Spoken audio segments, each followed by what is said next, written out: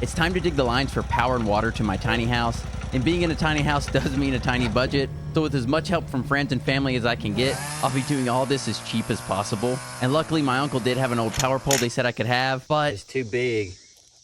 Nobody's ever told me that before. so we cut that sucker in half, and my cousin Hunter threw it in the back of our trailer. Now, I have no idea what I'm doing. I went to school for marketing, and now I promote Amish people for tourism. But it's a good thing my little brother had used this giant dirt chainsaw before, so he showed me all what I needed to do, and we got to work.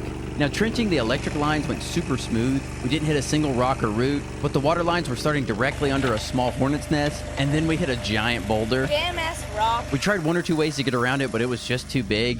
It was kind of pouring down rain the whole time, so we were freezing and decided to take a lunch break. But after all that, I did come back out from a different angle. Now, don't think I didn't hit any giant rocks coming from this direction, because I hit one about every 2 feet. But with a little maneuvering from this direction, I was able to knock all of them loose. Now, this Ditch Witch thing is pretty crazy how fast it can get through the ground. But don't get me wrong, the controls are about half broken, and it constantly pulls the wrong direction the entire time. But with a little bit of patience, it's honestly pretty easy. And compared to digging the 4-foot hole in the ground for the pole, it was 10 times easier. The fact that it kept raining meant I was pulling up sticky mud and clay, and then I would use, I can't remember its name off the top of my head, but like the big stabby stick thing to loosen everything up. But all in all, I got the hole and trenches dug, and now I'm just waiting on the electrician. So thanks to everyone that's helped me out so far. I'm super excited to get to these next steps, which should be the AC unit and the porch. So stay tuned, God bless, and I'll see y'all in the next one.